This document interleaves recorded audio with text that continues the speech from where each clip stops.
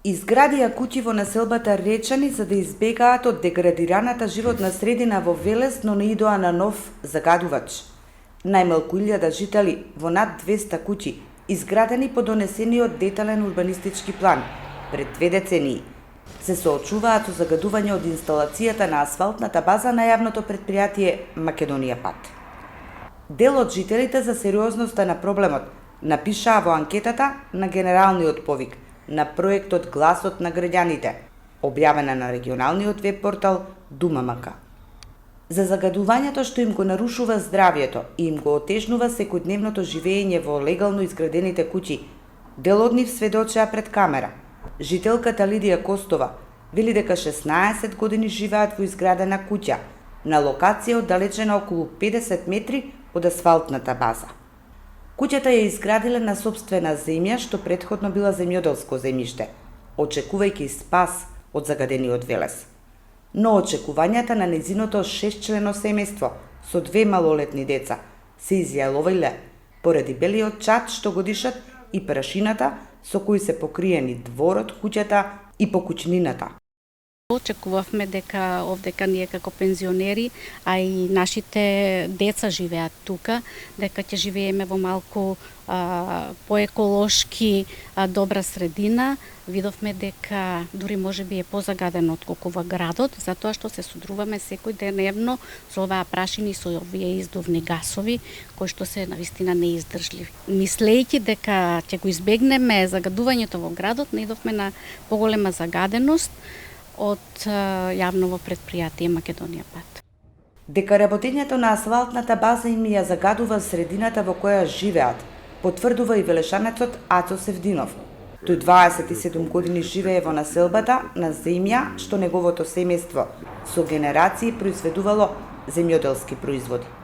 Куќата оддалечена 50 на метри од постројката и затоа остатоци од загорувањето на репроматеријалите, тој и неговото семејство силно ги чувствуваат.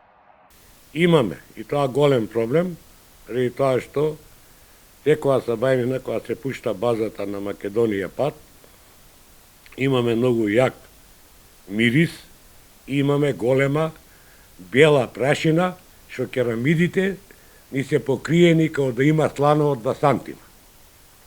Не се издржува, не можеме да отвориме ни џам, ни врата, ни прозор. Многу пати сме реагирале, многу пати сме оргирале, ама никогаш не ни спаднале во сусет. Панорамата што ви ја доловува објективот е всушност велешката населба Речани.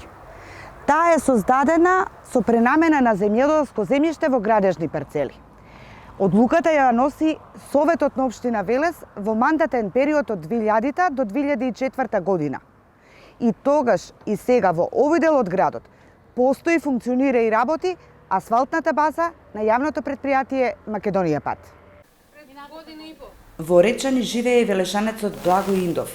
Тој е поранешен член на Советот на општина Велес во мандат од 2000 до 2004 година и сведочи дека кренал 2 прста за одлука за дислокација на асфалтната база на 15 километри надвор од Велес.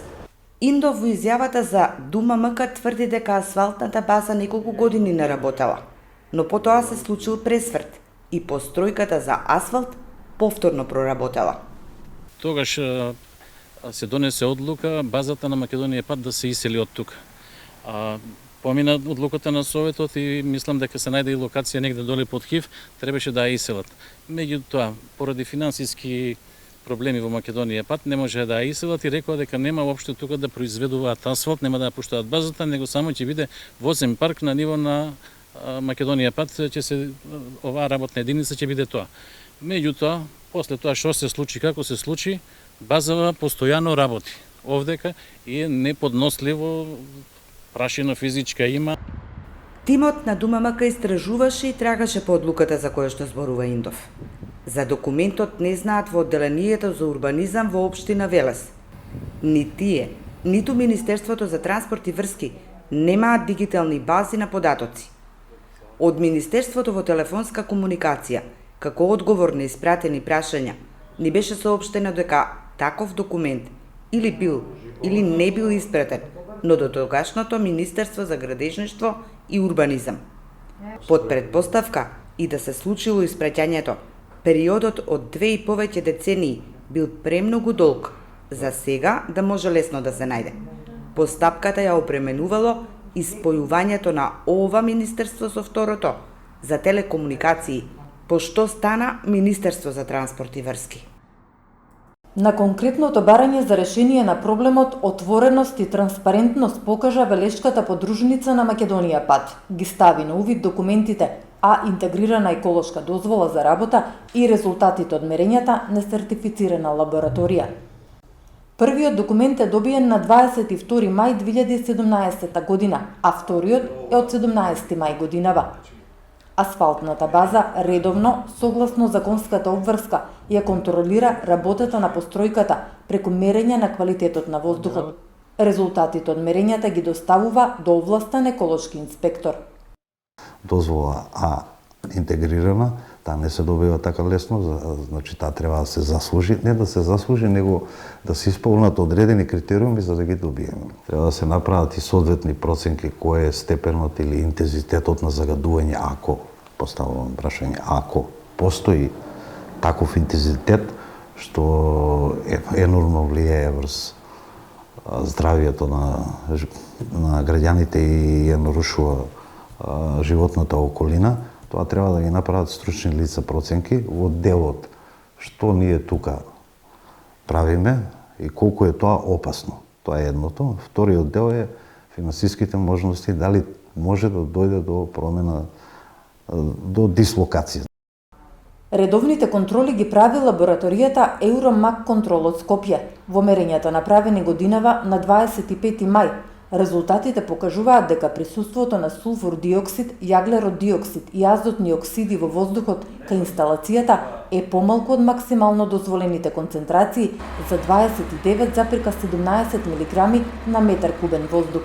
Освен оваа контрола, јавното предпријатие е под редовна контрола и на Државниот инспекторат за животна средина. Доколку нема пријави од граѓани, државен инспектор прави контрола на инсталацијата еднаш годишно. Годинава на асфалтната база контролата е направена на 14 мај. Инспекторот ги контролирал оджакот, котелот и филтерот на постројката. Во извештајот стои дека измерените вредности на емисии на јаглерод диоксид, сулфур диоксид и азотни оксиди се во дозволени концентрации. Во производството на асфалт се користат репроматеријалите дробен камен и бетомен. Овие резултати од овластената лабораторија и извештајот на државниот инспектор покажуваат дека асфалтната база не ја загадува животната средина. И покрај тоа што жителите наречени досега не се пожалиле кај екологистите во Велес, председателката на еколошкото друштво Вила Зора, Сашка Косевска, ги повика да го сторат тоа доколку се соочуваат со еколошки проблеми.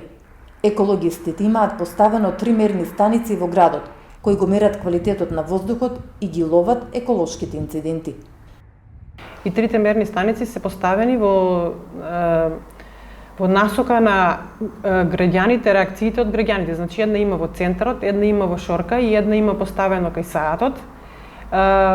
Како што веќе кажав, не сме добиле досега реакции и поплаки од граѓаните од тој дел на градот, а секако дека во план сме поставување на уште 3 мерни станици на територијата на град Велес. Секако дека една од мерните станици може да биде поставена во тој дел. Мерат 9 параметри на нив и секое загадување кое што ќе биде тие ќе го евидентираат. Решението на овој проблем на жителите наречени за сега нема да се случи со дислокација на асфалтната база, но за тимот на Дума МК исто така е симптоматичен и превидот што е направен пред 20 години со носење на урбанистичкиот документ за населбата Речани, пошто следи пренамена на земјоделското земјиште во Градежно. Зошто се парцелизирале нивите на кои што претходно со децении се произведувале зеленчук и овошје, веднаш спроти асфалтната база, единствено знаат само тогашните локални функционери, но тие не се меѓу живите.